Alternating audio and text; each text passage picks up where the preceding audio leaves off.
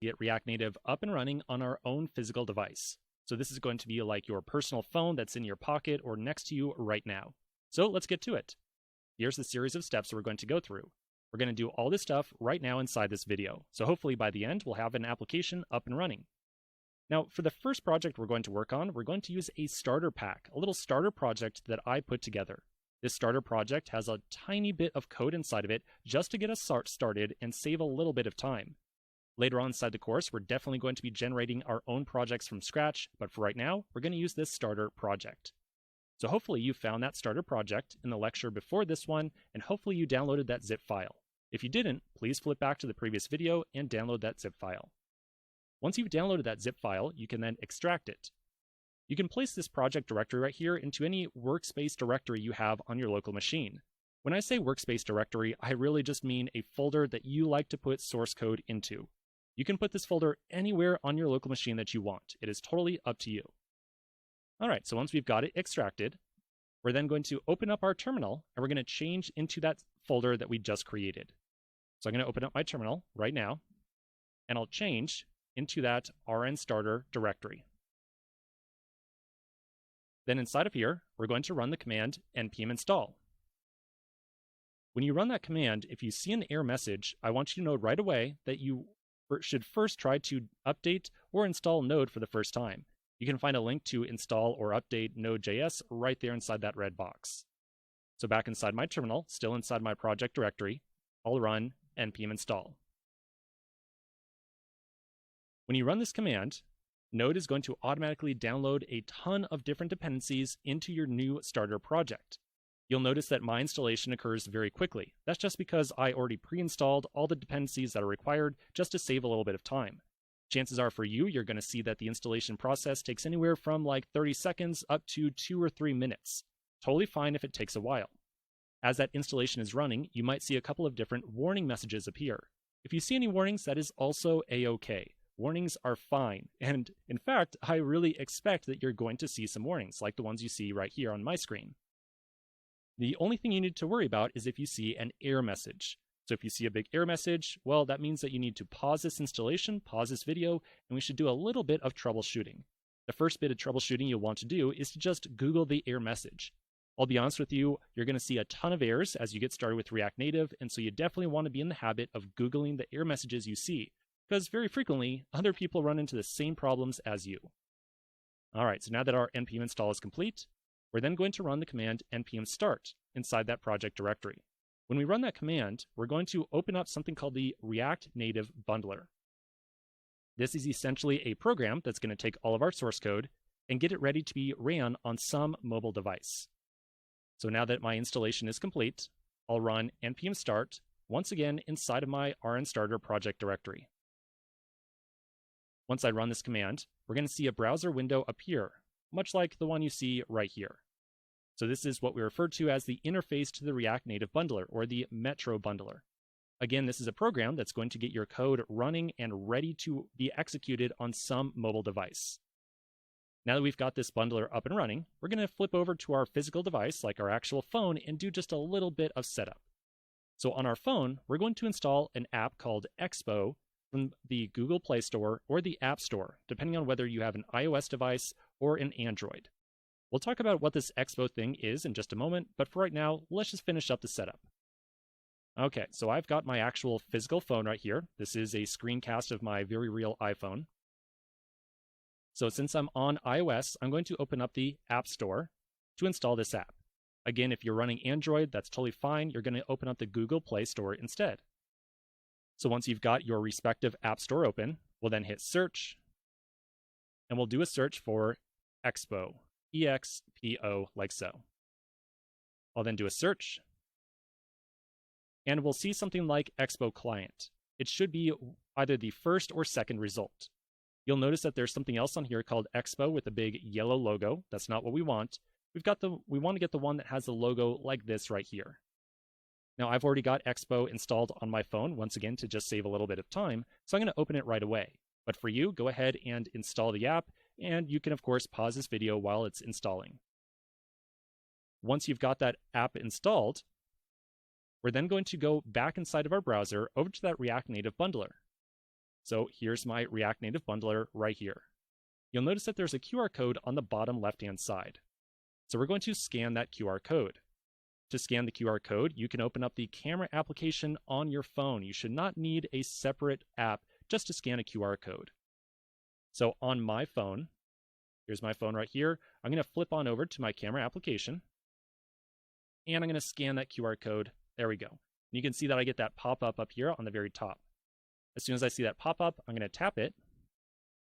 After a while, you'll notice it's taking a little bit of time here, but eventually this downloading JavaScript bundle process will be completed, and I should see the starter application appear on the screen. So I'm going to wait just a second or two for this to complete.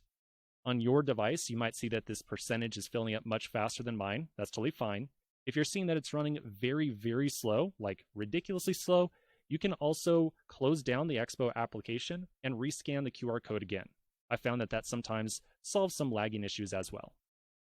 Okay, so now eventually, once that entire downloading process is complete, I'll see the starter application appear. So this right here is the starter application. This is what we're trying to see. So hopefully you see the words home screen, along with the word like app or something similar at the very top. And that's pretty much it. So we've now got our application up and running, or at least hopefully we do. Once again, if you ran into any issues during the setup process, I really expect that is totally not out of the realm of possibility. Very likely that you ran into some issues, and we can always do some troubleshooting. Just hop over to the QA section.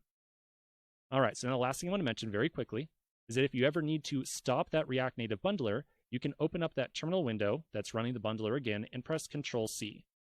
And then if you ever need to start it back up again for any reason, you'll once again run npm start inside of your project directory from the terminal, and then scan the QR code again on your mobile device. And that's pretty much it. Okay, so now that we've got our app up and running, hopefully, let's take a pause right here and continue in the next video. Now that we've got our application up and running on our mobile device, let's open up our code editor and start exploring our project directory, just to see what we're working with here. So I'm going to start up my code editor. Just so you know, there's not necessarily one code editor that is better for working with React Native than another. You can use any editor that you want to use. So I'm going to open up that project directory we just created of rnstarter. And then right away, inside of here, we're going to see a couple of different files and folders. Now, as I mentioned, I generated this project ahead of time and added in just a little bit of code to it. We are going to eventually generate projects together. We'll walk through that entire process, but for right now, we're just going to use this starter project.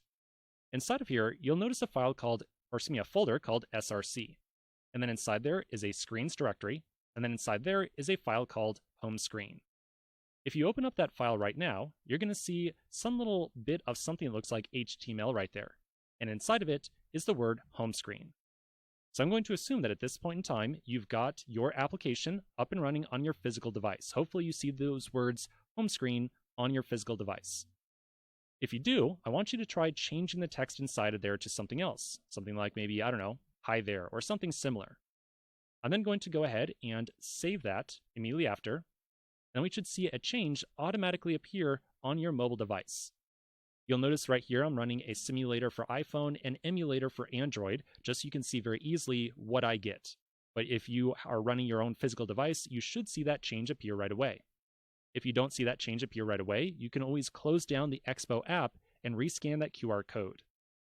One thing I want you to notice here is that we get live reload anytime that we make use or make a change to our React Native project. So in other words, anytime we change something inside of a JavaScript file, the application should automatically reload for us. There's one other thing that I want you to see very quickly. Once again, inside of my homescreen.js file, I'm going to go down to the very bottom, down here, and I'm going to add in a couple of just like whatever characters like so, something that's going to definitely cause an error. So without a doubt, that is not valid JavaScript code. After putting that in there, I'm then going to save that. And then on your mobile device, you should see a big red error message like the one right here. This is going to be the error screen that you see very frequently anytime you make a typo or some kind of exception happens inside of your application. At the very top, inside this red box right here, is a description of the error that just occurred. You'll notice that inside this path right here, we're told the exact file and line that the error occurred on. So in this case, we're being told that inside the homescreen.js file, on line 17, there is some error.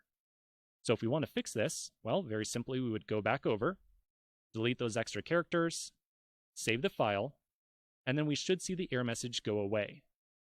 Now, unfortunately, if you're running an iPhone, you might not see the error message go away automatically. You'll notice that on my Android emulator, the error message did go away, but on the iPhone, it's still here. So if you still see the error message on an iPhone after you have fixed an error, or at least you think you fixed it, then there are a couple steps we can go through to manually clear this error message. First off, you'll notice that there are a couple buttons down here at the bottom of the screen that you can tap. So you could hit reload. Once you hit reload, you're almost always going to see a second error message, one that looks like attempting to reload bridge. You can hit reload again, and then hopefully the application should reload, and you'll then see your content appear on the screen again. Okay, so what we've learned here is that whenever we make a change to our project, our application should automatically reload. And if we ever cause an error, we're going to see that big red error message that tells us exactly what went wrong. And if you're running an iPhone, you might have to manually clear out that error message. Sometimes it's not going to go away automatically. Okay, so now that we've gone through some very simple things inside of our code editor, let's come back in the next video and we're going to start to discuss, well, what React and React Native are all about. So quick pause and I'll see you in just a minute.